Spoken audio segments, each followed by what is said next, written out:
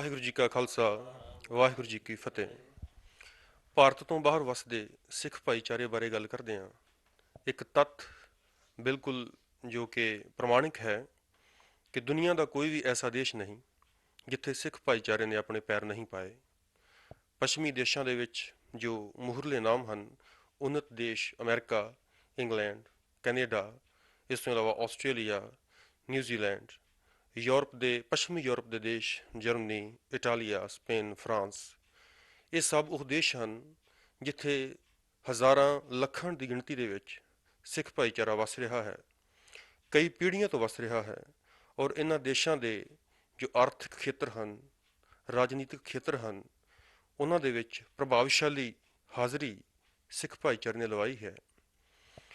ਅਕਸਰ ਜਦੋਂ ਵੀ ਪ੍ਰਵਾਸੀ ਸਿੱਖ ਭਾਈਚਾਰੇ ਬਾਰੇ ਗੱਲ ਹੁੰਦੀ ਹੈ ਤਾਂ ਇਹਨਾਂ ਉੱਨਤ ਦੇਸ਼ਾਂ ਦੇ ਨਾਮ ਸਾਹਮਣੇ ਆਉਂਦੇ ਹਨ।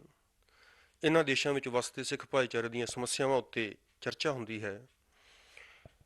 ਅੱਜ ਅਸੀਂ ਥੋੜ੍ਹਾ ਇਸ ਲੀਕ ਤੋਂ ਹਟ ਕੇ ਗੱਲ ਕਰਨ ਜਾ ਰਹੇ ਹਾਂ। ਇਸ ਵਕਤ ਅਸੀਂ ਪੂਰਬੀ ਯੂਰਪ ਦੇ ਦੇਸ਼ ਪੋਲੈਂਡ ਦੀ ਰਾਜਧਾਨੀ ਵਾਰਸਾ ਵਿੱਚ ਗੁਰਦੁਆਰਾ ਸ੍ਰੀ ਗੁਰੂ ਸਿੰਘ ਸਭਾ ਵਾਰਸਾ ਦੇ ਕੰਪਲੈਕਸ ਵਿੱਚ ਬੈਠੇ ਹੋਏ ਹਾਂ। ਅੱਜ ਅਸੀਂ ਪੂਰੀ ਸਿੱਖ ਕੌਮ ਦੇ ਰੂਬਰੂ ਪੋਲੈਂਡ ਦੇ ਵਿੱਚ ਵਸਦੇ ਹੋਏ ਸਿੱਖ ਭਾਈਚਾਰੇ ਨੂੰ ਕਰਨ ਜਾ ਰਹੇ ਹਾਂ। ਸ਼ਾਇਦ ਇਹ ਇਤਿਹਾਸ ਵਿੱਚ ਪਹਿਲੀ ਵਾਰ ਹੈ ਕਿ ਪੂਰਬੀ ਯੂਰਪ ਵਿੱਚ ਵਸਦੀ ਹੋਈ ਸਿੱਖ ਕਮਿਊਨਿਟੀ, ਜੋ ਕਿ ਬਹੁਤ ਥੋੜ੍ਹੀ ਗਿਣਤੀ ਵਿੱਚ ਵਸਦੀ ਹੈ, ਉਸ ਦੇ ਰੂਬਰੂ ਸਾਰੀ ਕੌਮ ਨੂੰ ਕੀਤਾ ਜਾ ਰਿਹਾ ਹੈ। ਇਹ ਇੱਕ ਜੋ ਕਿ ਇਤਿਹਾਸਿਕ ਇੰਟਰਵਿਊ ਕਹੀ ਜਾ ਸਕਦੀ ਹੈ। ਜੋ ਅੱਜ ਦਾ ਇਹ ਦਸਤਾਵੇਜ਼ ਹੈ, ਇਹ ਇਤਿਹਾਸ ਦੇ ਵਿੱਚ ਸ਼ੁਮਾਰ ਰੱਖਦਾ ਹੈ। ਅੱਜ ਸਾਡੇ ਨਾਲ ਮੌਜੂਦ ਹਨ ਇਸ ਦੇਸ਼ ਦੇ ਵਿੱਚ ਜੋ ਨੌਜਵਾਨ ਪੀੜ੍ਹੀ ਸਿੱਖ ਕੌਮ ਦੀ ਸਟਰਗਲ ਕਰ ਰਹੀ ਹੈ ਔਰ ਆਪਣਾ ਜੋ ਯੋਗਦਾਨ ਪਾ ਰਹੀ ਹੈ ਇਸ ਦੇਸ਼ ਦੇ ਕਾਰੋਬਾਰਾਂ ਵਿੱਚ। ਸਾਡੇ ਨਾਲ ਬੈਠੇ ਹਨ ਇਸ ਵਕਤ ਸਰਦਾਰ ਜਗਜੀਤ ਸਿੰਘ, ਵਾਹਿਗੁਰੂ ਜੀ ਕਾ ਖਾਲਸਾ ਵਾਹਿਗੁਰੂ ਜੀ ਕੀ ਫਤਿਹ। ਸਰਦਾਰ ਤੇਜਿੰਦਰ ਸਿੰਘ, ਵਾਹਿਗੁਰੂ ਜੀ ਕਾ ਖਾਲਸਾ ਵਾਹਿਗੁਰੂ ਜੀ ਕੀ ਫਤਿਹ ਜੀ। ਔਰ ਸਰਦਾਰ ਅਮਨਦੀਪ ਸਿੰਘ। ਵਾਹਿਗੁਰੂ ਜੀ ਕਾ ਖਾਲਸਾ ਵਾਹਿਗੁਰੂ ਜੀ ਕੀ ਫਤਿਹ ਜੀ। ਸਾਰਿਆਂ ਨੂੰ ਬਹੁਤ ਬਹੁਤ ਸਤਿ ਸ੍ਰੀ ਅਕਾਲ। ਇਹ ਸਾਡੀ ਨੌਜਵਾਨ ਪੀੜ੍ਹੀ ਹੈ ਜੋ ਕਿ ਪਿਛਲੇ ਕੋਈ 5, 7 ਜਾਂ 10 ਸਾਲਾਂ ਦੇ ਜੋ ਗੇੜ ਦੇ ਵਿੱਚ ਇੱਥੇ ਪਹੁੰਚੇ ਹਨ ਔਰ ਸਫਲਤਾ ਦੇ ਨਾਲ ਉਹਨਾਂ ਨੇ ਇਸ ਦੇਸ਼ ਨੂੰ ਆਪਣਾ ਭਵਿੱਖ ਸੰਵਾਰਨ ਵਾਸਤੇ ਜੋ ਕਿ ਇੱਥੇ ਕੰਮ ਕੀਤਾ ਹੈ, ਨੌਕਰੀਆਂ ਕੀਤੀਆਂ ਹਨ, ਆਪਣੇ ਕਾਰੋਬਾਰ ਸਥਾਪਿਤ ਕੀਤੇ ਹਨ। ਅਸੀਂ ਇਹਨਾਂ ਦੇ ਨਾਲ ਗੱਲਬਾਤ ਕਰਾਂਗੇ ਕਿ ਕਿਸ ਤਰ੍ਹਾਂ ਇਹਨਾਂ ਨੇ ਚੁਣਿਆ ਹੈ ਇਸ ਦੇਸ਼ ਨੂੰ, ਕਿਉਂਕਿ ਇਹ ਇੱਕ ਬੜਾ ਜਾਣੀ ਮਾਣੀ ਜੀ ਗੱਲ ਹੈ ਕਿ ਕੋਈ ਵੀ ਈਸਟ ਯੂਰਪ ਦੇ ਦੇਸ਼ਾਂ ਵਿੱਚ ਰੁਕਦਾ ਨਹੀਂ ਹੈ। ਇੱਥੇ ਹਜ਼ਾਰਾਂ ਦੀ ਗਿਣਤੀ ਵਿੱਚ ਕਮਿਊਨਿਟੀ ਆਈ ਹੈ ਔਰ ਅੱਗੇ ਚਲੀ ਗਈ ਹੈ। ਪਰ ਕੁਝ ਸਥਾਪਿਤ ਜੋ ਇੱਥੇ ਪਰਿਵਾਰ ਬੈਠੇ ਹਨ, ਕੁਝ ਸਥਾਪਿਤ ਜੋ ਇੱਥੇ ਸਿੱਖ ਨੌਜਵਾਨ ਬੈਠੇ ਹਨ, ਪੰਜਾਬੀ ਭਾਈਚਾਰਾ ਬੈਠਾ ਹੈ, ਇਹ ਉਹਨਾਂ ਦੇ ਵਿੱਚੋਂ ਲੋਕ ਹਨ। ਸੋ ਅਸੀਂ ਇਹਨਾਂ ਦੇ ਨਾਲ ਗੱਲਬਾਤ ਦਾ ਸਿਲਸਿਲਾ ਸ਼ੁਰੂ ਕਰਦੇ ਹਾਂ। ਸਭ ਤੋਂ ਪਹਿਲਾਂ ਜਗਜੀਤ ਸਿੰਘ ਜੀ, ਤੁਸੀਂ ਪਲੀਜ਼ ਥੋੜ੍ਹਾ ਆਪਣੇ ਪਿਛੋਕੜ ਬਾਰੇ ਜਾਣਕਾਰੀ ਦਿਓ। ਤੁਸੀਂ ਪੰਜਾਬ ਤੋਂ ਕਿੱਥੋਂ ਬਿਲੋਂਗ ਕਰਦੇ ਹੋ ਔਰ ਤੁਸੀਂ ਕਦੋਂ ਪੋਲੈਂਡ ਦੇ ਵਿੱਚ ਆਏ? ਮੈਂ ਜੀ ਬੇਸਿਕਲੀ ਅੰਮ੍ਰਿਤਸਰ ਡਿਸਟ੍ਰਿਕਟ ਨਾਲ ਬਿਲੋਂਗ ਕਰਦਾ। ਮੇਰਾ ਪਿੰਡ ਤੂਰਿਆ, ਬਿਲਕੁਲ ਪਾਕਿਸਤਾਨ ਇੰਡੀਆ ਦੀ ਸਰਹੱਦ ਦੇ ਉੱਪਰ। ਤਾਂ ਔਰ ਕਿਹੜੀ ਸੰਨ 'ਚ ਤੁਸੀਂ ਇੱਥੇ ਪਹੁੰਚੇ ਹੋ? ਮੈਂ ਜੀ 2005 ਦੇ ਵਿੱਚ ਇੱਥੇ ਪਹੁੰਚਿਆ ਜੀ ਪਹਿਲੀ ਵਾਰ।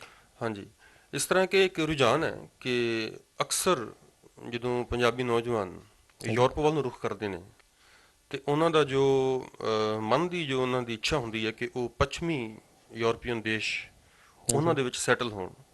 ਸੋ ਪੋਲੈਂਡ ਦੇ ਵਿੱਚ ਹਮੇਸ਼ਾ ਲਈ ਰਹਿਣ ਦਾ ਜਾਂ ਆਪਣਾ ਪੂਰਾ ਭਵਿੱਖ ਇੱਥੇ ਦੇਣ ਦਾ ਇਹ ਕਿਸ ਤਰ੍ਹਾਂ ਤੁਹਾਡੇ ਮਨ ਵਿੱਚ ਖਿਆਲ ਆਇਆ? ਹਾਂਜੀ, ਇਹ ਤਾਂ ਗੱਲ ਸੱਚ ਹੈ ਜੀ ਕਿ ਪੋਲੈਂਡ ਦੇ ਵਿੱਚ ਮਤਲਬ ਬਹੁਤ ਘੱਟ ਲੋਕ ਰੁਕੇ ਜਿਸ ਟਾਈਮ 'ਤੇ ਅਸੀਂ ਆਉਂਦੇ ਸੀਗੇ। ਅਤੇ ਅਸੀਂ ਇੱਥੇ ਆਏ, ਆਣ ਕੇ ਇੱਥੇ ਦੇਖਿਆ ਮਾਹੌਲ ਛੋਲ ਕਿੱਦਾਂ ਦਾ, ਕੰਮ ਕਾਜ ਕਿੱਦਾਂ। ਫਿਰ ਦੇਖਿਆ ਕਿ ਸਾਡੇ ਵਾਸਤੇ ਵੀ ਇੱਥੇ ਬੈਸਟ ਆ। ਥੋੜ੍ਹਾ ਵੀ ਅਸੀਂ ਥੋੜ੍ਹੀ ਸਟਰਗਲ ਕਰਕੇ ਅਤੇ ਕਾਮਯਾਬ ਹੋ ਸਕਦੇ ਹਾਂ, ਅਤੇ ਅਸੀਂ ਮਤਲਬ ਇੱਥੇ ਰਹਿਣ ਦਾ ਫੈਸਲਾ ਕੀਤਾ ਫਿਰ। ਅਤੇ ਭਾਸ਼ਾ ਦੀ ਇੱਕ ਬੜੀ ਵੱਡੀ ਮੁਸ਼ਕਿਲ ਆਉਂਦੀ ਹੈ ਜਦੋਂ ਯੂਰਪ ਦੇ ਵਿੱਚ ਖਾਸ ਕਰ ਅਸੀਂ ਆਉਂਦੇ ਹਾਂ। ਹਾਂਜੀ ਔਰ ਜੋ ਪੋਲੈਂਡ ਦੀ ਪੋਲਿਸ਼ ਲੈਂਗੁਏਜ, ਹਾਂਜੀ ਇਹ ਰਸ਼ੀਅਨ ਐਕਸੈਸ ਦੀ ਲੈਂਗੁਏਜ ਹੈਗੀ ਹੈ, ਜਿਹੜੀ ਕਿ ਕੰਪੈਰੀਜ਼ਨ ਬੜੀ ਔਖੀ ਮੰਨੀ ਜਾਂਦੀ ਹੈ ਹਾਂਜੀ। ਦੂਜੀਆਂ ਭਾਸ਼ਾਵਾਂ ਦੇ ਮੁਕਾਬਲੇ। ਕਿਸ ਤਰ੍ਹਾਂ ਐਡਜਸਟ ਕੀਤਾ ਤੁਸੀਂ ਆਪਣੇ ਆਪ ਨੂੰ ਸ਼ੁਰੂਆਤ ਦੇ ਵਿੱਚ? ਦੇਖੋ ਜੀ, ਲੈਂਗੁਏਜ ਤੇ ਜਿਹੜੀ ਪੋਲਿਸ਼ ਹੈਗੀ ਹੈ ਬਹੁਤ ਔਖੀ ਹੈ ਮੇਰੇ ਖਿਆਲ 'ਚ। ਦੂਜੀ ਤੀਜੀ ਭਾਸ਼ਾ ਜਿਹੜੀ ਮਤਲਬ ਵਰਡ ਦੀ ਜਿਹੜੀ ਹੈਗੀ ਹੈ ਵੀ ਇਹ ਟਫ ਆ। ਪਰ ਜਦੋਂ ਇੱਥੇ ਰਹਿਣ ਲੱਗ ਜਾਏ ਬੰਦਾ, ਥੋੜ੍ਹਾ ਬਹੁਤਾ ਤੁਸੀਂ ਕੰਮਕਾਜ ਕਰਦੇ ਹੋ, ਲੋਕਾਂ ਦੇ ਵਿੱਚ ਵਿਚਰਦੇ ਹੋ, ਫਿਰ ਤੁਹਾਨੂੰ ਪਤਾ ਨਹੀਂ ਲੱਗਦਾ ਵੀ ਕਦੋਂ ਆ ਜਾਂਦੀ। ਇਹੀ ਕੁਛ ਸਾਡੇ ਨਾਲ ਬੀਤਿਆ ਵੀ ਪਤਾ ਨਹੀਂ ਲੱਗਿਆ ਕਦੋਂ ਆ ਗਈ। ਹਾਂਜੀ, 2005 ਦੇ ਵਿੱਚ ਤੁਸੀਂ ਇੱਥੇ ਆਏ ਹੋ। ਹਾਂਜੀ। ਉਦੋਂ ਭਾਈਚਾਰੇ ਦੀ, ਪੰਜਾਬੀ ਭਾਈਚਾਰੇ ਦੀ ਕੀ ਗਿਣਤੀ ਸੀ ਇੱਥੇ? ਕਿੰਨੇ ਕੁ ਲੋਕ ਸਨ ਆਪਣੇ ਉਦੋਂ ਇੱਥੇ? ਉਦੋਂ ਜੀ ਬਿਲਕੁਲ ਥੋੜ੍ਹੇ ਲੋਕ ਸੀਗੇ। ਮੇਰੇ ਖਿਆਲ ਨਾਲ ਕੋਈ 10-20 ਫੈਮਲੀਆਂ ਹੋਣਗੀਆਂ ਉਦੋਂ ਤੇ ਤਕਰੀਬਨ। ਤੇ ਇਸ ਤੋਂ ਇਲਾਵਾ ਆਪਣੇ ਜਿਹੜੇ ਮੈਂ ਸੁਣਿਆ ਕਿ ਯੰਗ ਜਨਰੇਸ਼ਨ ਆਪਣੇ ਕਾਫੀ ਲੋਕ ਸੀਗੇ ਹਾਂਜੀ। ਜਿਹੜੇ ਕਿ ਬਾਅਦ ਵਿੱਚ ਸ਼ੈਂਗਨ ਕੰਟਰੀਜ਼ ਦਾ ਜਦੋਂ ਸਟੇਟਸ ਮਿਲਿਆ ਪੋਲੈਂਡ ਨੂੰ, ਹਾਂਜੀ। ਫਿਰ ਉਹ ਅੱਗੇ ਚਲੇ ਗਏ ਨੇ। ਕੀ ਇਹ ਗੱਲ ਦਰੁਸਤ ਹੈ? ਹਾਂਜੀ, ਇਹ ਵੀ ਹੈਗੀ ਜੀ, ਗੱਲ ਦਰੁਸਤ ਆ ਜੀ। ਮਤਲਬ ਜ਼ਿਆਦਾ ਲੋਕ ਜਿਹੜੇ ਆ ਮਤਲਬ ਇੱਥੇ ਆਏ, ਇੱਥੇ ਆਣ ਕੇ ਮਤਲਬ ਆਪਣੇ ਲੀਗਲ ਤਰੀਕੇ ਨਾਲ ਸੈਟਲਮੈਂਟ ਕੀਤੀ ਉਹਨਾਂ, ਤੇ ਫਿਰ ਉਹ ਮਤਲਬ ਅਗਲੀਆਂ ਕੰਟਰੀਆਂ 'ਚ ਚਲੇ ਗਏ, ਜਿੱਦਾਂ ਮਤਲਬ ਜਰਮਨੀ ਹੋ ਗਿਆ, ਇੰਗਲੈਂਡ ਹੋ ਗਿਆ, ਅਮਰੀਕਾ, ਕੈਨੇਡਾ, ਇੱਦਾਂ ਵਗੈਰਾ ਚਲੇ ਗਏ ਅੱਗੇ। ਤੇਜਿੰਦਰ ਸਿੰਘ ਜੀ, ਪਲੀਜ਼ ਤੁਸੀਂ ਆਪਣਾ ਕੁਝ ਜਾਣਕਾਰੀ ਦਿਓ। ਤੁਹਾਡਾ ਪਿਛੋਕੜ ਕੀ ਹੈ? ਪੰਜਾਬ ਤੋਂ ਕਿੱਥੋਂ ਬਿਲੋਂਗ ਕਰਦੇ ਹੋ ਔਰ ਤੁਸੀਂ ਕਦੋਂ ਪੋਲੈਂਡ ਦੇ ਵਿੱਚ ਆਏ? ਹਾਂਜੀ ਵੀਰ ਜੀ, ਮੇਰਾ ਪਿੰਡ ਹੈ ਜੀ ਜ਼ਿਲ੍ਹਾ ਪਟਿਆਲਾ, ਅਰਨੋ ਪਿੰਡ ਹੈ, ਹਾਂਜੀ ਤੇ ਇਹ ਆਪਣੇ ਹਰਿਆਣੇ ਦੇ ਬਾਰਡਰ ਨਾਲ ਲੱਗਦਾ ਜੀ। ਜੀ ਜੀ। ਮੈਂ ਜੀ 2007 ਚ ਆਇਆ ਸੀ ਇੱਥੇ ਜੀ, ਐਜ ਅ ਸਟੂਡੈਂਟ ਜੀ, ਪਹਿਲੀ ਵਾਰ। ਹਾਂਜੀ ਹਾਂਜੀ। ਠੀਕ। ਤਾਂ ਜੀ ਮੈਂ 2 ਸਾਲ ਇੱਥੇ ਸਟੱਡੀ ਕੀਤੀ ਹੈ ਜੀ, ਹੂੰ। ਮਾਸਟਰ ਕੀਤੀ ਜੀ ਇੱਥੇ ਮਾਰਕੀਟਿੰਗ ਚ। ਠੀਕ ਤੇ ਉਹ ਵਾਰਸ਼ਾ ਚ ਨਹੀਂ ਕੀਤੀ ਜੀ, ਠੀਕ। ਇਸ ਤੋਂ ਕੁਛ 200 ਕਿਲੋਮੀਟਰ ਦੂਰ ਆ ਜੀ ਵਾਰਸ਼ਾ ਤੋਂ ਨਾ। ਹਾਂਜੀ ਠੀਕ ਉੱਥੇ ਸਟੱਡੀ ਕੀਤੀ ਤੇ 2009 ਚ ਫਿਰ ਮੈਂ ਵਾਪਸ ਇੱਥੇ ਵਰਸ਼ਾਵਾ ਆ ਗਿਆ ਜੀ। ਠੀਕ। ਤੇ ਉਸ ਤੋਂ ਬਾਅਦ ਫਿਰ ਉਦੋਂ ਤੋਂ ਲਗਾਤਾਰ ਇੱਥੇ ਕੰਮ ਕਰ ਰਿਹਾ, ਜੌਬ ਕਰ ਰਿਹਾ। ਪੋਲੈਂਡ ਨੂੰ ਤੁਸੀਂ ਚੁਣਿਆ ਸਟੱਡੀ ਕਰਨ ਵਾਸਤੇ, ਜੀ ਜੀ ਬਿਲਕੁਲ। ਕੀ ਖਾਸ ਕਾਰਨ ਸੀਗੇ? ਜੀ, ਕਿਉਂਕਿ ਹਾਂਜੀ। ਉਹ ਰੁਝਾਨ ਸੀ ਜਦੋਂ ਤੁਸੀਂ ਸਨ ਦਸੀਏ 2007 ਚ ਆਏ। 2007, ਜੀ ਜੀ ਲਗਭਗ ਉਦੋਂ ਆਸਟ੍ਰੇਲੀਆ ਜਾਣ ਦਾ ਟ੍ਰੈਂਡ ਬੜਾ ਸੀ ਜੀ ਜੀ ਆਪਣੇ ਬਿਲਕੁਲ ਪੰਜਾਬੀ ਸੀ। ਕਮਿਊਨਿਟੀ ਦੇ ਵਿੱਚ। ਜੀ ਜੀ ਜੀ ਔਰ ਉਦੋਂ ਉਸ ਤੋਂ ਬਾਅਦ ਵਿੱਚ ਇੰਗਲੈਂਡ ਦੇ ਵੀਜ਼ੇ ਓਪਨ ਹੋਏ ਜੀ ਸਟੂਡੈਂਟਸ ਜੀ ਵਾਸਤੇ। ਜੀ ਜੀ। ਔਰ ਤੁਸੀਂ ਪੋਲੈਂਡ ਚੁਣਿਆ ਔਰ ਤੁਸੀਂ ਪੋਲੈਂਡ ਚੁਣ ਕੇ ਇੱਥੇ ਰਹਿ ਰਹੇ ਹੋ ਅਜੇ ਤੱਕ, ਤੇ ਇਹ ਥੋੜਾ ਦੱਸੋ। ਜੀ ਵੀਰ ਜੀ, ਇਸ ਤਰ੍ਹਾਂ ਹੈ ਜੀ, ਆਸਟ੍ਰੇਲੀਆ ਟਰਾਈ ਕੀਤੀ ਸੀ ਇੱਕ ਵਾਰੀ, ਪਰ ਕੁਦਰਤੀ ਲਾ ਲਓ ਵੀ ਗੱਲ ਨਹੀਂ ਬਣੀ ਉੱਥੇ। ਫਿਰ ਆਪਾਂ ਚਲੋ ਸੋਚਿਆ ਵੀ ਸ਼ਾਇਦ ਆਪਾਂ ਜੇ ਯੂਰਪ ਜਾਂਦੇ ਆ, ਇੱਕ ਕੰਟਰੀ ਨਹੀਂ, ਦੂਸਰੀ ਕੰਟਰੀ ਨਹੀਂ, ਤੀਸਰੀ ਕੰਟਰੀ ਕਿਤੇ ਆਪਣੀ ਸੈੱਟ ਹੋ ਸਕਦੀ ਨਾ ਕਿਤੇ ਵੀ। ਇਸ ਕਰਕੇ ਫਿਰ ਅਸੀਂ ਪੋਲੈਂਡ ਆਏ। ਕੁਛ ਲੱਗਾ ਸੀ ਸਸਤਾ ਸੀਗਾ ਜੀ ਇਹ ਕੰਟਰੀ, ਹੋਰ ਕੰਟਰੀ ਮਤਲਬ ਇਹ ਸਸਤਾ, ਇੱਥੇ ਖਰਚਾ ਘੱਟ ਆ ਜੀ। ਇਸ ਕਰਕੇ ਫਿਰ ਅਸੀਂ, ਕੁਛ ਮੇਰੇ ਦੋਸਤ ਪਹਿਲਾਂ ਇੱਥੇ ਆ ਚੁੱਕੇ ਸੀਗੇ ਜੀ, ਸਟੱਡੀ ਕਰ ਲਈ ਸੀਗੀ, ਉਹਨਾਂ ਮੈਨੂੰ ਫਿਰ ਰੈਫਰੈਂਸ ਕੀਤਾ ਤੂੰ ਇੱਥੇ ਆ ਜਾ, ਇੱਥੇ ਸ਼ਾਇਦ ਹੋ ਸਕਦਾ ਆਪਣਾ ਫਿਊਚਰ ਵਧੀਆ ਹੋ ਜਾਏ। ਇਸ ਕਰਕੇ ਸੋ 2 ਸਾਲ ਦੀ ਸਟੱਡੀ ਕਰਨ ਤੋਂ ਬਾਅਦ ਜੀ ਜੀ ਤੁਸੀਂ ਪੋਲੈਂਡ ਦੇ ਵਿੱਚ ਰਹਿਣ ਨੂੰ ਹਾਂਜੀ ਚੁਣਿਆ। ਜੀ ਜੀ ਇਹ ਕਿਵੇਂ ਤੁਹਾਨੂੰ ਲੱਗਾ? ਕਿਉਂਕਿ ਮੋਸਟਲੀ ਕੀ ਹੁੰਦਾ ਹੈ ਕਿ ਜਦੋਂ ਇਹ ਸ਼ੈਂਗਨ ਕੰਟਰੀਜ਼ ਪੋਲੈਂਡ ਆਇਆ ਹੈ ਤਾਂ ਕਾਫੀ ਲੋਕ ਇੱਥੋਂ ਚਲੇ ਗਏ, ਕਿਉਂਕਿ ਇੱਕ ਲੀਗਲ ਪ੍ਰੋਸੈਸ ਬਣ ਗਿਆ ਸੀ ਜੀ ਜੀ ਬਾਰਡਰ ਤੋਂ ਜੀ ਅੱਗੇ ਜੀ ਲੰਘਣਾ, ਕੋਈ ਮਸਲਾ ਨਹੀਂ ਸੀ ਰਹਿ ਗਿਆ। ਜੀ ਜੀ ਪਰ ਤੁਸੀਂ ਇੱਥੇ ਰੁਕੇ ਹੋ, ਇੱਥੇ ਜੀ ਕੰਮ ਵੀ ਕਰ ਰਹੇ ਹੋ, ਜੀ ਜੀ ਬਿਲਕੁਲ। ਤੁਸੀਂ ਕੰਫਰਟੇਬਲ ਫੀਲ ਕਰਦੇ ਹੋ ਇੱਥੇ? ਐਕਚੁਅਲੀ ਗੱਲ ਇੱਦਾਂ ਜੀ, ਜਦੋਂ ਅਸੀਂ ਆਏ ਸੀ ਨਾ ਪਹਿਲਾਂ, ਮੈਂ 6 ਮਹੀਨੇ ਸਟੱਡੀ ਪੂਰੀ ਕਰਨ ਤੋਂ ਬਾਅਦ ਛੁੱਟੀਆਂ ਚਲੇ ਗਿਆ ਸੀ ਸਪੇਨ 'ਚ ਜੀ। ਠੀਕ। ਸ਼ਾਇਦ ਉੱਥੇ ਕੋਈ ਆਪਣਾ ਵਧੀਆ ਕੋਈ ਆਪਣੀ ਸੈਟਲਮੈਂਟ ਹੋ ਜਾਵੇ ਜੀ। ਉੱਥੇ ਗਏ ਆ, 5-6 ਮਹੀਨੇ ਰਹੇ ਉੱਥੇ ਜੀ, ਠੀਕ। ਥੋੜਾ ਬਹੁਤਾ ਕੰਮ ਹੀ ਮਿਲਿਆ, ਕੀਤਾ ਵੀ ਆ ਜੀ। ਤੇ ਐਕਚੁਅਲੀ ਉੱਥੇ ਡਾਕੂਮੈਂਟ ਬਣਾਉਣ ਦੀ ਅੱਗੇ ਬਹੁਤ ਪ੍ਰੋਬਲਮ ਸੀਗੀ ਜੀ। ਠੀਕ ਠੀਕ ਜੇ ਆਪਾਂ ਕੰਟੀਨਿਊ ਰੱਖਣੇ ਆ ਡਾਕੂਮੈਂਟ, ਉੱਥੇ ਕਾਫੀ ਹਾਰਡ ਸੀ। ਇਸ ਕਰਕੇ ਚਲੋ ਅਸੀਂ ਫਿਰ ਮੈਨੂੰ ਵਾਪਸ ਆਉਣਾ ਪਿਆ। ਠੀਕ। ਵਾਪਸ ਆਉਣੇ, ਪੜ੍ਹਾਈ ਪੂਰੀ ਕੀਤੀ, ਜੀ ਜੀ। ਤਾਂ ਫਿਰ ਇੱਥੇ ਹੀ ਰੁਕਣ ਦੇ ਆਪਾਂ ਮਤਲਬ ਆਪਣਾ ਆਈਡੀਆ ਬਣਾ ਲਿਆ ਜੀ। ਠੀਕ ਠੀਕ ਠੀਕ। ਸਰਦਾਰ ਅਮਨਦੀਪ ਸਿੰਘ ਜੀ, ਪਲੀਜ਼ ਤੁਸੀਂ ਆਪਣੇ ਪਿਛੋਕੜ ਬਾਰੇ ਥੋੜੀ ਜਾਣਕਾਰੀ ਦਿਓ। ਮੈਂ ਜੀ ਜ਼ਿਲ੍ਹਾ ਕਪੂਰਥਲਾ, ਖਾਸ ਸ਼ਹਿਰ ਕਪੂਰਥਲੇ ਤੋਂ ਹੀ ਬਿਲੋਂਗ ਕਰਦਾ ਹਾਂ। ਠੀਕ। ਤੇ ਜਿੱਦਾਂ ਹੁਣ ਸਾਰੇ ਭਾਈ ਸਾਹਿਬ ਇੱਥੇ ਪਹੁੰਚੇ ਤੇ ਮੈਂ ਵੀ ਇਹਨਾਂ ਵਾਂਗਰ ਹੀ ਕਿਹੜੀ ਸੰਨ ਦੇ ਵਿੱਚ ਤੁਸੀਂ ਆਏ? 2005, 8 ਮਾਰਚ 2005 ਨੂੰ ਮੈਂ 2005 ਨੂੰ ਇੱਥੇ ਪਹੁੰਚੇ ਹੋ। ਹਾਂਜੀ ਔਰ ਤੁਸੀਂ ਵੀ ਸਟੂਡੈਂਟ? ਹਾਂਜੀ, ਐਜ਼ ਅ ਸਟੂਡੈਂਟ ਵੀਜ਼ੇ ਇੱਥੇ ਅੱਛਾ ਆਇਆ। ਅੱਛਾ ਅੱਛਾ। ਤੁਹਾਡਾ ਕਿਵੇਂ ਬਣਿਆ? ਕਿਉਂਕਿ ਇਹ ਥੋੜੀ ਜੀ ਕੰਪਲਿਕੇਟਡ ਜੀ ਹੋ ਜਾਂਦੀ ਹੈ ਗੱਲ। ਬੜੀ ਇੰਟਰਸਟਿੰਗ ਹੈ ਜੀ। ਮੇਰਾ ਦੋਸਤ ਫਰੈਂਡ ਸੀਗਾ ਜਿਹੜਾ ਉਹ ਆਲਰੇਡੀ ਇੱਥੇ ਅਪਲਾਈ ਉਹਨੇ ਸਟੱਡੀ ਲਈ ਕਰ ਰਿਹਾ ਸੀਗਾ ਜੀ। ਤੇ ਉਹਦੇ ਨਾਲ ਹੀ ਬਸ ਉਹਨੇ ਮੈਨੂੰ ਸੁਜੈਸਟ ਕੀਤਾ ਵੀ ਇਕੱਠੇ ਸੀਗੇ, ਕਾਫੀ ਬਚਪਨ ਤੋਂ ਸੀਗੇ ਅਸੀਂ ਜਾਣਦੇ, ਤੇ ਬਸ ਉਹਨਾਂ ਦੇ ਨਾਲ ਹੀ ਮੈਂ ਵੀ ਫਿਰ ਅਪਲਾਈ ਕੀਤਾ ਵੀ ਚਲੋ ਠੀਕ। ਕਿਤੇ ਵੀ ਫਿਊਚਰ ਸੈੱਟ ਕਰਨ ਲਈ ਨਿਕਲਣਾ ਤਾਂ ਹੈਗਾ ਹੀ ਹੈ। ਜੀ ਜੀ ਜੀ। ਤੇ ਪਰ ਬੜੀ ਮਤਲਬ ਮਿਸਹੈਪਨਿੰਗ ਹੋਈ ਕਿ ਉਹਦਾ ਵੀਜ਼ਾ ਲੱਗਾ ਨਹੀਂ ਤੇ ਮੇਰਾ ਲੱਗ ਗਿਆ, ਤੁਸੀਂ ਇੱਥੇ ਤੇ ਪਹੁੰਚ ਫਿਰ ਮੈਂ ਬਸ ਇੱਥੇ ਪਹੁੰਚ ਗਿਆ ਜੀ। ਅੱਛਾ ਅੱਛਾ ਤੇ ਫਿਲਹਾਲ ਅੱਜ ਉਹ ਇੰਗਲੈਂਡ 'ਚ ਹੈਗਾ ਮੇਰਾ ਦੂਸਰਾ ਫਰੈਂਡ। ਵੈਸੇ ਅੱਛਾ। ਕਿਸੇ ਵੀ ਤਰੀਕੇ ਨਾਲ ਉੱਥੇ ਉਹ ਜਿੱਥੇ ਉਹਦੀ ਡੈਸਟੀਨੇਸ਼ਨ ਸੀਗੀ ਉਹ ਪਹੁੰਚ ਗਿਆ। ਫਿਰ ਤੁਸੀਂ ਜਿਸ ਤਰ੍ਹਾਂ ਕਿ ਇੱਥੇ ਪੰਜਾਬੀ ਕਮਿਊਨਿਟੀ ਦਾ ਇੱਕ ਬੜੀ ਛੋਟੀ ਕਮਿਊਨਿਟੀ ਹੈ, ਹਾਂਜੀ, ਔਰ ਤੁਹਾਡਾ ਨਾਮ ਉਹਨਾਂ ਲੋਕਾਂ 'ਚ ਆਉਂਦਾ ਹੈ ਜਿਨ੍ਹਾਂ ਨੇ ਇੱਥੇ ਰੀਅਲ 'ਚ ਤਰੱਕੀ ਕੀਤੀ ਹੈ, ਪੋਲੈਂਡ 'ਚ ਰਹਿ ਕੇ, ਵਾਰਸਾ 'ਚ ਰਹਿ ਕੇ ਤੁਸੀਂ ਆਪਣਾ ਬਿਜ਼ਨਸ ਕਰਦੇ ਹੋ, ਔਰ 2005 ਦੇ ਵਿੱਚ ਆ ਕੇ ਤੁਸੀਂ ਸਟੱਡੀ ਕੰਪਲੀਟ ਕੀਤੀ ਹੈ, ਉਸ ਤੋਂ ਬਾਅਦ 'ਚ ਤੁਸੀਂ ਬਿਜ਼ਨਸ ਦੇ ਵਿੱਚ ਐਂਟਰ ਹੋਏ ਹੋ। ਹਾਂਜੀ, ਸਟੱਡੀ ਕਿਸ ਬਾਰੇ ਤਰ੍ਹਾਂ ਸਫ਼ਰ sorry ਰਿਹਾ ਮੈਂ- ਸਾਰਾ, ਇਹ 'ਚ ਕਿੰਨੀ ਸਟਰਗਲ ਕਰਨੀ ਪਈ ਤੁਹਾਨੂੰ, ਕਿਉਂਕਿ ਇੱਥੇ ਪੰਜਾਬੀ ਭਾਈਚਾਰਾ ਤਾਂ ਬਹੁਤ ਥੋੜਾ ਹੈ, ਬਹੁਤ ਥੋੜਾ। ਸੋ ਇੱਕ ਤਰੀਕੇ ਦੀ ਜਿਹੜੀ ਹੈਲਪ ਮਿਲਣੀ ਹੈ ਉਹਦਾ ਵੀ ਇੱਕ ਜੋ ਕਹਿ ਦੋ ਕਿ ਅਨੁਪਾਤ ਘਟ ਜਾਂਦਾ ਹੈ, ਕਿ ਜਿੰਨਾ ਛੋਟੀ ਕਮਿਊਨਿਟੀ ਹੋਏਗੀ ਹੈਲਪ ਦਾ ਅਨੁਪਾਤ ਵੀ ਘਟ ਜਾਂਦਾ ਹੈ। ਤੁਹਾਨੂੰ ਕਿੰਨੀ ਸਟਰਗਲ ਕਰਨੀ ਪਈ? ਸਟਰਗਲ ਤਾਂ ਬਹੁਤ ਕਰਨੀ ਪਈ ਜੀ, ਸਟਾਰਟਿੰਗ ਦੇ ਵਿੱਚ ਕਾਫੀ ਸਟਰਗਲ ਕਰਨੀ ਪਈ। ਜਦੋਂ ਪਹਿਲੀ ਵਾਰ ਇੱਥੇ ਆਏ, ਸਟਰਗਲ ਦੇ ਕਾਰਨ ਮੈਂ ਆਪਣੀ ਸਟੱਡੀ ਵੀ ਕੰਪਲੀਟ ਨਹੀਂ ਕਰ ਸਕਿਆ, ਕਿਉਂਕਿ ਸਟੱਡੀ ਫਿਰ ਕੰਮ 'ਚ ਪੈ ਗਏ, ਤੇ ਫਿਰ ਦੋਨੋਂ ਚੀਜ਼ਾਂ ਇਕੱਠੀਆਂ ਕਰ ਨਹੀਂ ਸਕਦੇ ਸੀ, ਜਾਂ ਸਟੱਡੀ ਤੇ ਜਾਂ ਫਿਰ ਕੰਮ ਕਰ ਸਕਦੇ ਸੀ, ਤੇ ਇਸ ਕਰਕੇ ਸਟੱਡੀ ਨੂੰ ਛੱਡ ਕੇ ਫਿਲਹਾਲ ਕੰਮ ਵੱਲ ਪੈ ਗਏ। ਬਸ ਉਦੋਂ ਫਿਰ ਸਟਾਰਟਿੰਗ 'ਚ ਜੌਬ ਕਰਦੇ ਰਹੇ ਇੱਥੇ, ਕਾਫੀ ਸਿੰਧੀ ਫੈਮਿਲੀਜ਼ ਜਿਨ੍ਹਾਂ ਦਾ ਕਿਉਂਕਿ ਲੈਂਗੁਏਜ ਦੀ ਪ੍ਰੋਬਲਮ ਕਰਕੇ ਪੋਲਿਸ਼ ਕੰਪਨੀਆਂ 'ਚ ਕੰਮ ਮਿਲਦਾ ਨਹੀਂ ਸੀਗਾ, ਤੇ ਫਿਰ ਉਹਨਾਂ ਦੇ ਨਾਲ ਸ਼ੁਰੂ ਕੀਤਾ ਆਪਣੇ। ਕਾਫੀ ਸਿੰਧੀ ਫੈਮਿਲੀਜ਼ ਹੈਗੀਆਂ ਜਿਨ੍ਹਾਂ ਦੇ ਚੰਗੇ ਕੰਮ ਹੈਗੇ ਇੱਥੇ, ਤੇ ਉੱਥੇ ਫਿਰ ਇਸ ਟਾਈਮ ਤੁਹਾਡਾ ਕੀ ਬਿਜ਼ਨਸ ਤੁਸੀਂ ਕਰ ਰਹੇ ਹੋ? ਮੈਂ ਜੀ ਇਸ ਟਾਈਮ ਇੰਪੋਰਟ ਕਰ ਰਹੇ ਇੰਡੀਆ ਤੋਂ, ਆਪਾਂ ਇੰਡੀਅਨ ਫਰਨੀਚਰ ਹੋ ਗਿਆ, ਟਾਇਲਸ ਹੋ ਗਿਆ, ਤੇ ਹੁਣ ਨਾਲ ਬਾਈਸਾਈਕਲਸ ਵਗੈਰਾ, ਤੇ ਕਾਫੀ ਚੀਜ਼ਾਂ ਨਾਲ ਜੋੜ ਰਹੇ ਹੈਗੇ, ਨਵੇਂ ਕਨਸੈਪਟ ਹੈਗੇ ਕਾਫੀ। ਅੱਛਾ, ਮਤਲਬ ਕਿ ਪੋਲੈਂਡ ਨੂੰ ਤੁਸੀਂ ਮੰਨਦੇ ਹੋ ਕਿ ਜੇ ਕੋਈ ਬੰਦਾ ਸਟਰਗਲ ਵਾਲਾ ਮਾਦਾ ਰੱਖਦਾ ਹੈ, ਹਾਂਜੀ, ਤਾਂ ਇਹ ਦੇਸ਼ ਇੱਥੇ ਰਹਿਣਾ, ਇੱਥੇ ਆਪਣਾ ਸਮਾਂ ਦੇਣਾ, ਉਹ ਮਤਲਬ ਕਿ ਗੱਲ ਕਾਊਂਟ ਕਰਦੀ ਹੈ, ਉਹ ਫਾਇਦਾ ਹੈ, ਕਰਦੀ ਹੈ ਜੀ, ਜ਼ਰੂਰ ਕਰਦੀ ਹੈ ਜੀ। ਬਾਕੀ ਸਟਰਗਲ ਤਾਂ ਤੁਸੀਂ ਜਿੱਥੇ ਵੀ ਕਰੋ, ਜਿਹੜੇ ਮਰਜ਼ੀ ਕੰਟਰੀ 'ਚ ਕਰੋ, ਤੇ ਆਈ ਥਿੰਕ ਕਿ ਤੁਹਾਨੂੰ ਉਹਦਾ ਫਲ ਮਿਲੇਗਾ ਹੀ। ਤੇ ਪਰਿਵਾਰ ਬਾਰੇ ਕੁਝ ਜਾਣਕਾਰੀ ਦਿਓ ਆਪਣੇ ਇੱਥੇ। ਪਰਿਵਾਰ ਬਾਰੇ ਜੀ ਦੇਖੋ, ਮੈਂ 2005 'ਚ ਆਇਆ ਸੀਗਾ ਜਦੋਂ, ਤੇ 2008 ਦੇ ਵਿੱਚ ਅਸੀਂ ਆਪਣਾ ਕੰਮ ਸ਼ੁਰੂ ਕੀਤਾ ਸੀਗਾ, ਮੈਂ ਤੇ ਮੇਰਾ ਦੋਸਤ, ਅਸੀਂ ਦੋਨਾਂ ਨੇ ਰਲ ਕੇ। ਤੇ 2000 ਮੇਰੇ ਦੋਸਤ ਦਾ ਨਾਮ ਹੈਗਾ ਜੀ ਸਰਦਾਰ ਅਮਰਜੀਤ ਸਿੰਘ ਜੀ, ਬੜੇ ਮਤਲਬ ਖਾਸ ਦੋਸਤ ਹੈਗੇ ਆਪਣੇ ਜਿਨ੍ਹਾਂ ਦੇ ਨਾਲ। ਤੇ ਬਾਅਦ ਵਿੱਚ 2009 ਦੇ ਵਿੱਚ ਜੀ ਮੈਂ ਇੱਥੇ ਹੀ ਪੋਲਿਸ਼ ਫੈਮਿਲੀ ਲੜਕੀ ਦੇ ਨਾਲ ਮੈਰਿਜ ਕੀਤੀ ਹੈ, ਤੇ ਉਸ ਤੋਂ ਬਾਅਦ ਹੁਣ ਮੇਰੇ 2 ਬੱਚੇ ਆ, ਇੱਕ ਮੇਰੀ ਬੇਟੀ ਹੈਗੀ ਜੀ 5 ਸਾਲ ਦੀ, ਤੇ ਬੇਟਾ ਹੈਗਾ 2.5 ਈਅਰ ਦਾ। ਮਤਲਬ ਤੁਸੀਂ ਇੱਕ ਖੁਸ਼ਹਾਲ ਜ਼ਿੰਦਗੀ ਇੱਥੇ ਜੀ ਰਹੇ ਹੋ। ਹੁਣ ਬਿਲਕੁਲ, ਹੁਣ ਮੈਨੂੰ ਲੱਗਦਾ ਕਿਸੇ ਚੀਜ਼ ਦੀ ਹੋਰ ਲੋੜ ਹੁੰਦੀ ਨਹੀਂ, ਜਦੋਂ ਫੈਮਿਲੀ ਵੀ ਕੰਪਲੀਟ ਆ, ਕੰਮ ਵੀ ਤੁਹਾਡਾ ਬੜਾ ਵਧੀਆ, ਪਰਮਾਤਮਾ ਦੀ ਪੂਰੀ ਕਿਰਪਾ ਜੀ। ਮਤਲਬ ਇਹ ਬੜਾ ਘੱਟ ਹੁੰਦਾ ਕਿ ਕੋਈ ਬੰਦਾ ਇਹ ਕਵੇ ਕਿ ਮੈਂ ਖੁਸ਼ ਹਾਂ ਜ਼ਿੰਦਗੀ ਦੇ ਵਿੱਚ, ਉਹ ਖਾਸ ਕਰ ਯੂਰਪ ਦੀ ਧਰਤੀ ਤੇ ਜਿਹੜਾ ਸਾਡਾ ਭਾਈਚਾਰਾ ਆਉਂਦਾ, ਉਹਨਾਂ ਨੂੰ ਹਮੇਸ਼ਾ ਕੁਝ ਲੈਕਿੰਗਸ, ਕੁਝ ਕਮੀਆਂ ਜ਼ਿੰਦਗੀ 'ਚ ਰਹਿੰਦੀਆਂ ਨੇ, ਪਰ ਤੁਹਾਡਾ ਜਿਹੜਾ, ਮੈਨੂੰ ਲੱਗਦਾ ਕਿ ਖੁਸ਼ ਹਾਂ ਮੈਂ। ਬਿਲਕੁਲ, ਬੜੀ ਅੱਛੀ ਗੱਲ ਹੈ। ਚਲੋ, ਗੁਰਦੁਆਰਾ ਸਾਹਿਬ ਦੀ ਓਪਨਿੰਗ ਤੁਹਾਡੇ ਆਉਣ ਤੋਂ ਪਹਿਲਾਂ ਹੋ ਚੁੱਕੀ ਸੀ? ਹਾਂਜੀ, ਮੇਰੇ ਆਉਣ ਤੋਂ ਸਾਲ ਆਈ ਥਿੰਕ 2 ਸਾਲ ਪਹਿਲਾਂ ਹੀ ਹੋਈ ਸੀ ਓਪਨਿੰਗ। ਤੁਸੀਂ ਕਿਸ ਤਰ੍ਹਾਂ ਲੈਂਦੇ ਹੋ ਗੁਰਦੁਆਰਾ ਸਾਹਿਬ, ਕਿਉਂਕਿ ਗੁਰਦੁਆਰਾ ਸ੍ਰੀ ਗੁਰੂ ਸਿੰਘ ਸਭਾ ਵਾਰਸਾ, ਇਹ ਲਗਭਗ 10 ਪੂਰਬੀ ਦੇਸ਼ਾਂ ਨੂੰ ਉੱਥੋਂ ਦੀ ਨੁਮਾਇੰਦਗੀ ਕਰਦਾ ਸਿੱਖ ਧਰਮ ਦੀ, ਕਿਉਂਕਿ ਇੱਥੇ ਕੋਈ ਵੀ ਗੁਰਦੁਆਰਾ ਸਾਹਿਬ ਹੈ ਨਹੀਂ ਈਸਟ ਯੂਰਪ ਦੇ ਵਿੱਚ। ਮਾਸਕੋ ਦੇ ਵਿੱਚ ਗੁਰਦੁਆਰਾ ਸਾਹਿਬ ਦੀ ਓਪਨਿੰਗ ਇਸ ਗੁਰਦੁਆਰਾ ਸਾਹਿਬ ਤੋਂ 4 ਸਾਲ ਬਾਅਦ ਹੋਈ ਸੀ। ਸੋ ਤੁਸੀਂ ਕਿਸ ਤਰ੍ਹਾਂ ਮਹਿਸੂਸ ਕਰਦੇ ਹੋ ਗੁਰਦੁਆਰਾ ਸਾਹਿਬ ਦਾ ਤੁਹਾਡੇ ਜੀਵਨ ਢੰਗ ਦੇ ਉੱਤੇ ਕਿੰਨਾ ਕੁ ਪ੍ਰਭਾਵ ਹੈ, ਔਰ ਜੇ ਤੁਸੀਂ ਸਮਝੋ ਕਿ ਗੁਰਦੁਆਰਾ ਸਾਹਿਬ ਦੀ ਓਪਨਿੰਗ ਪੋਲੈਂਡ ਦੇ ਵਿੱਚ ਨਾ ਹੁੰਦੀ, ਤੁਹਾਡਾ ਜੀਵਨ ਢੰਗ ਕਿਸ ਤਰ੍ਹਾਂ ਦਾ ਹੁੰਦਾ? ਮੁਸ਼ਕਲ ਹੋਣੀ ਸੀ ਜੀ। ਅੱਛਾ ਜੀ। ਕਿਉਂਕਿ ਜਦੋਂ ਸਟਾਰਟਿੰਗ 'ਚ ਆਏ ਸੀਗੇ, ਤੇ ਪਹਿਲਾਂ ਜਿੱਦਾਂ 1-2 ਆਪਣੇ ਸੀਨੀਅਰ ਸੀਗੇ, ਉਹਨਾਂ ਨੂੰ ਮਿਲੇ ਸੀਗੇ, ਉਹਨਾਂ ਨੇ ਕਾਫੀ ਨੈਗੇਟਿਵ ਰਿਸਪੌਂਸ ਦਿੱਤਾ ਵੀ ਕੰਮ ਨਹੀਂ ਹੈਗਾ, ਤੇ ਫਿਰ ਜਦੋਂ ਤੁਹਾਨੂੰ ਪਤਾ ਮੁਸ਼ਕਲ ਆਉਂਦੀ, ਤੇ ਗੁਰੂ ਘਰ ਹੀ ਯਾਦ ਆਉਂਦੇ ਆ, ਤੇ ਫਿਰ ਸਭ ਤੋਂ ਪਹਿਲਾਂ ਫਿਰ ਇੱਥੇ ਹੀ ਆ ਕੇ ਬੈਠੇ ਆ ਇਹਨਾਂ ਦੀ, ਇੱਥੇ ਹੀ ਇਸੇ ਜਗ੍ਹਾ ਤੇ।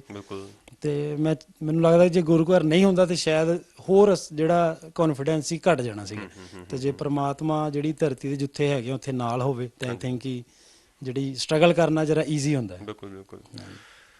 ਜਗਜੀਤ ਸਿੰਘ ਜੀ ਪਲੀਜ਼, ਤੁਸੀਂ ਆਪਣੇ ਪਰਿਵਾਰ ਬਾਰੇ, ਇੱਥੋਂ ਬਾਰੇ ਕੁਝ ਜਾਣਕਾਰੀ ਦਿਓ। ਹਾਂਜੀ, ਮੈਂ ਵੀ ਮਤਲਬ ਇੱਥੇ ਮੇਰੀ ਵਾਈਫ ਪੋਲਿਸ਼ ਹੈ ਜੀ, 2 ਮੇਰੇ ਬੱਚੇ ਆ, ਦੋਵੇਂ ਬੇਟੇ ਆ, ਇੱਕ 6 ਸਾਲ ਦਾ, ਇੱਕ 1.5 ਸਾਲ ਦਾ। ਬਹੁਤ ਵਧੀਆ ਜੀ, ਸਕਸੈਸਫੁਲ ਫੈਮਿਲੀ ਹੈ ਜੀ, ਵਧੀਆ ਚੱਲ ਰਿਹਾ।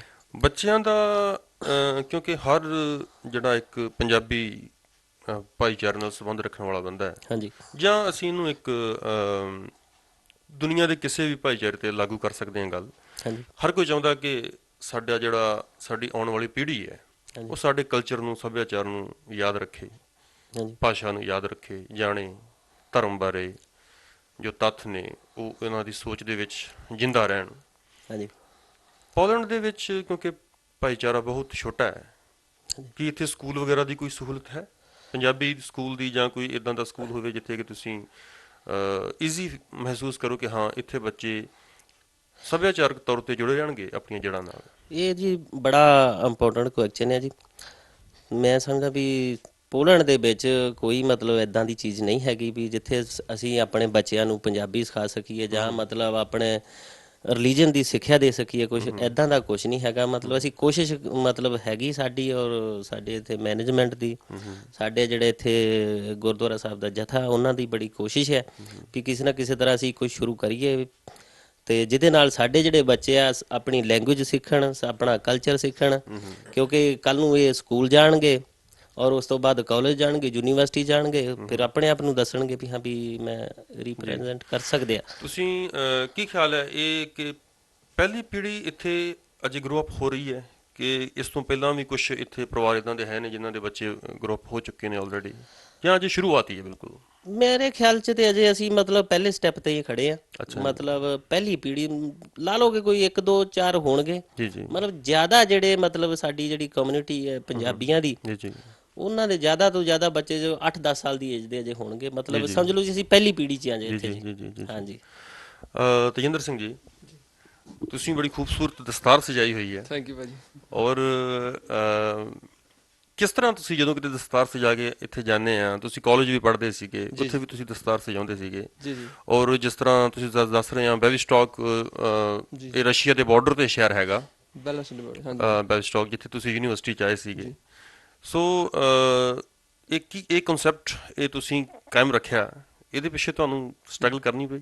ਜੀ ਇੱਦਾਂ ਜੀ, ਸ਼ੁਰੂ ਤੋਂ ਪੱਗ ਬੰਨ੍ਹਦੇ ਸੀ ਜੀ ਇੰਡੀਆ 'ਚ, ਜਿੱਦਾਂ ਕਾਲਜ ਸ਼ੁਰੂ ਕੀਤਾ ਉਸ ਟਾਈਮ ਤੋਂ ਪੱਗ ਬੰਨ੍ਹਣੀ ਸ਼ੁਰੂ ਕੀਤੀ ਜੀ ਆਪਾਂ। ਫਿਰ ਆਪਾਂ ਇੱਥੇ ਆ ਗਏ ਜੀ, ਤੇ ਇੱਥੇ ਥੋੜਾ ਪ੍ਰੋਬਲਮ ਸੀ ਪੱਗ ਬੰਨ੍ਹਣ ਦੀ ਨਾ। ਪ੍ਰੋਬਲਮ ਇਹਦਾ ਸੀਗਾ ਜੀ, ਜੇ ਬਾਹਰ ਨਿਕਲਦੇ ਸੀਗੇ ਲੋੜ ਥੋੜਾ ਅਲੱਗ ਸਮਝਦੇ ਸੀ ਨਾ ਆਪਾਂ ਨੂੰ। ਕਈ ਵਾਰੀ ਕਾਫੀ ਇਦਾਂ 1 2 ਵਾਰੀ ਪੰਗੇ ਵੀ ਹੋ ਗਏ ਜੀ ਆਪਣੇ ਇਹਨਾਂ ਲੋਕਾਂ ਨਾਲ ਨਾ। ਅਸੀਂ ਪੱਗ ਕਾਲਜ ਜਾਣ ਲੱਗੇ ਨਹੀਂ ਸੀ ਬੰਨ੍ਹਦੇ ਉਦੋਂ। ਫਿਰ ਜਿੱਦਾਂ ਕੋਈ ਸਪੈਸ਼ਲ ਫੰਕਸ਼ਨ ਹੋਣਾ ਜੀ, ਕੋਈ ਪਾਰਟੀ ਵਗੈਰਾ ਆਪਣੀ ਆ, ਉਦੋਂ ਪੱਗ ਅਸੀਂ ਬੰਨ੍ਹ ਲਈਦੀ ਸੀ। ਜਾਂ ਵੈਸੇ ਵੀ ਮੈਂ ਮਹੀਨੇ ਵਿੱਚ 1 2 ਵਾਰੀ ਪੱਗ ਬੰਨ੍ਹ ਲੈਂਦਾ ਸੀਗਾ, ਕਿਉਂਕਿ ਆਦਤ ਪਈ ਸੀਗੀ, ਰਿਹਾ ਨਹੀਂ ਜਾਂਦਾ ਜੀ, ਫਿਰ ਪੱਗ ਬੰਨ੍ਹ ਲੈਂਦੀ ਸੀ ਜੀ ਜੀ। ਔਰ ਦੂਸਰੀ ਗੱਲ ਆਪਾਂ ਕਰੀਏ ਜੀ, ਸਾਡਾ ਤੁਹਾਨੂੰ ਮੈਂ ਕੁਐਸਚਨ ਕਰਦਾ ਜੀਤ ਸਿੰਘ ਜੀ, ਇੱਥੇ ਕਮਿਊਨਿਟੀ ਛੋਟੀ ਹੈ, ਹਾਂਜੀ, ਪੰਜਾਬੀ ਭਾਈਚਾਰਾ ਛੋਟੇ ਮਤਲਬ ਕਿ ਪੱਧਰ ਤੇ ਹੈ ਗਿਣਤੀ ਦੇ ਮਾਮਲੇ 'ਚ। ਹਾਂਜੀ ਹਾਂਜੀ। ਤੁਸੀਂ ਅੱਗੇ ਵੀ ਗਏ ਹੋਵੋਗੇ, ਪੱਛਮ ਦੇ ਦੇਸ਼ਾਂ 'ਚ ਵੀ ਘੁੰਮ ਕੇ ਬਾਅਦ ਵਿੱਚ ਆਏ ਹੋਵੋਗੇ, ਕਿਹੜੇ ਕਿਹੜੇ ਦੇਸ਼ਾਂ 'ਚ ਗਏ ਹੋ? ਮੈਂ ਜੀ ਇਟਾਲੀਆ ਗਿਆ, ਜਰਮਨੀ ਗਿਆ, ਫਰਾਂਸ ਗਿਆ, ਹਾਂਜੀ, ਚੈੱਕ ਗਿਆ। ਉੱਥੇ ਕਾਫੀ ਵੱਡੀ ਕਮਿਊਨਿਟੀ ਹੈ ਇਟਾਲੀਆ 'ਚ ਖਾਸ ਕਰਕੇ, ਔਰ ਜਰਮਨੀ ਦੇ ਵਿੱਚ ਵੀ, ਔਰ ਫਰਾਂਸ ਦੇ ਵਿੱਚ ਵੀ। ਹਾਂਜੀ, ਇਟਾਲੀਆ ਜਰਮਨੀ ਆਪਣੀ ਕਮਿਊਨਿਟੀ ਬਹੁਤ ਆ, ਫਰਾਂਸ ਵੀ ਬਹੁਤ ਆ। ਕੀ ਫਰਕ ਮਹਿਸੂਸ ਕਰਦੇ ਹੋ? ਕਿਉਂਕਿ ਇੱਕ ਕਲਚਰ ਕ੍ਰੀਏਟ ਹੋ ਜਾਂਦਾ ਹੈ। ਹਾਂਜੀ, ਜਦੋਂ ਅਸੀਂ ਜਾਂਦੇ ਹਾਂ ਇਟਾਲੀਆ ਵਗੈਰਾ, ਉੱਥੇ ਸਾਨੂੰ ਹਰ ਜਗ੍ਹਾ ਤੇ, ਹਰ ਸ਼ਹਿਰ ਦੇ ਵਿੱਚ ਅਸੀਂ ਬੱਸ ਦੇ ਵਿੱਚ ਸਫ਼ਰ ਕਰਦੇ ਹਾਂ ਜਾਂ ਟ੍ਰੇਨ 'ਚ ਸਾਨੂੰ ਆਪਣੇ ਪੰਜਾਬੀ ਭਰਾ ਮਿਲ ਪੈਂਦੇ ਨੇ, ਸਿੱਖ ਭਰਾ ਮਿਲ ਪੈਂਦੇ ਨੇ। ਇੱਥੇ ਚਾਂਸ ਇੱਦਾਂ ਦਾ ਹੁੰਦਾ ਨਹੀਂ ਜੀ, ਬਹੁਤ ਘੱਟ। ਕੀ ਤੁਸੀਂ ਸੋਚਦੇ ਆ ਇੱਥੋਂ ਦਾ ਇਹ ਫਰਕ ਤੁਸੀਂ ਮਹਿਸੂਸ ਕਰਦੇ ਹੋ, ਜਾਂ ਤੁਸੀਂ ਸੋਚਦੇ ਹੋ ਕਿ ਇੱਥੋਂ ਦੀ ਕਮਿਊਨਿਟੀ ਛੋਟੀ ਹੈ ਪਰ ਇਹ ਜ਼ਿਆਦਾ ਹੈਲਪਫੁਲ ਹੈ ਅੱਗੇ ਨਾਲੋਂ? ਇਹ ਤੇ ਸੱਚਾਈ ਹੈ ਜੀ, ਜਿਹੜੀ ਜਿੱਥੇ ਮਤਲਬ ਤੁਹਾਡੀ ਕਮਿਊਨਿਟੀ ਥੋੜੀ ਹੋਊਗੀ, ਥੋੜੇ ਬੰਦੇ ਹੋਣਗੇ, ਉਹ ਹਮੇਸ਼ਾ ਹੀ ਤੁਹਾਡੇ ਮਤਲਬ ਹੈਲਪ ਕਰਨਗੇ। ਹਾਂਜੀ। ਜਿੰਨੀ ਆਪਣੀ ਕਮਿਊਨਿਟੀ ਜ਼ਿਆਦਾ ਹੋਊਗੀ, ਉਹ ਮਤਲਬ ਲਾ ਲਓ ਕਿ ਸਮੱਸਿਆਵਾਂ ਪੈਦਾ ਕਰਦੀਆਂ। ਜਿੱਦਾਂ ਆਪਣੇ ਮਤਲਬ ਸੁਭਾਅ 'ਚ ਅਸੀਂ ਲੋਕੀ ਇੱਕ ਦੂਜੇ ਦੀ ਟੰਗ ਬਹੁਤ ਖਿੱਚਦੇ ਆ, ਤੇ ਇੱਥੇ ਇਹ ਨਹੀਂ, ਇਦਾਂ ਦੀ ਕੋਈ ਗੱਲ ਨਹੀਂ ਹੈਗੀ ਜੀ। ਇੱਥੇ ਮਤਲਬ ਜਿੰਨੇ ਵੀ ਅਸੀਂ ਮਤਲਬ ਹੈਗੀ ਹੈ ਕਮਿਊਨਿਟੀ ਆਪਣੀ, ਚਾਹੇ ਉਹ ਮੰਨ ਲਓ ਪੰਜਾਬੀ ਭਾਈਚਾਰਾ, ਚਾਹੇ ਉਹ ਸਿੰਧੀ ਭਾਈਚਾਰਾ, ਮਤਲਬ ਬੜਾ ਅਸੀਂ ਪਿਆਰ ਨਾਲ ਰਹਿੰਦੇ ਆ ਇੱਥੇ, ਤੇ ਵਧੀਆ ਚੱਲ ਰਿਹਾ। ਅੱਗੇ ਨਾਲੋਂ ਮਾਹੌਲ ਇੱਥੇ ਬਹੁਤ ਵਧੀਆ ਜੀ। ਤੇ ਅੱਗੇ ਮੈਂ ਕਈ ਗੁਰਦੁਆਰਾ ਸਾਹਿਬ 'ਚ ਵੀ ਗਿਆ ਉੱਥੇ, ਉੱਥੇ ਦੇਖਿਆ ਕਿ ਮਤਲਬ ਏਦਾਂ ਦਾ ਮਾਹੌਲ ਨਹੀਂ ਹੈਗਾ, ਮਤਲਬ ਜ਼ਿਆਦਾ ਧੜੇਬੰਦੀ ਉੱਥੇ। ਕਿ ਇੱਥੇ ਜ਼ਿਆਦਾ ਆਰਾਮਦਾਇਕ ਤੇ ਜ਼ਿਆਦਾ ਸਕੂਨ ਵਾਲਾ ਮਾਹੌਲ ਹੈ? ਬਹੁਤ ਵਧੀਆ ਜੀ, ਇੱਥੇ ਬਹੁਤ ਵਧੀਆ ਮਾਹੌਲ ਆ। ਵਧੀਆ। ਤੇ ਅੱਛਾ, ਸ਼ਾਇਦ ਹੀ ਤੁਹਾਨੂੰ ਕਿਤੇ ਯੂਰਪ ਦੇ ਵਿੱਚ ਅੱਗੇ ਇਦਾਂ ਦਾ ਮਾਹੌਲ ਲੱਭੇ। ਤੇ ਜਿਹੜੇ ਕੋਈ ਅਜੇ ਤੱਕ ਨਹੀਂ ਇੱਥੇ ਆ ਕੇ, ਕੋਈ ਆਓ ਇੱਥੇ ਆਣ ਕੇ ਦੇਖੋ ਸਾਡੇ ਇੱਥੇ ਕਿੱਦਾਂ ਦਾ ਮਾਹੌਲ ਹੈ, ਅਸੀਂ ਕਿੱਦਾਂ ਰਹਿੰਦੇ ਆ। ਹਾਂਜੀ, ਇੱਥੇ ਭਵਿੱਖ ਦੇ ਵਿੱਚ ਕੀ ਤੁਸੀਂ ਸੰਭਾਵਨਾਵਾਂ ਰੱਖਦੇ ਹੋ ਕਿ ਆਉਣ ਵਾਲੇ ਸਮੇਂ ਦੇ ਵਿੱਚ ਸਾਡੀ ਭਾਈਚਾਰੇ ਦੀ ਗਿਣਤੀ ਵਧੇਗੀ?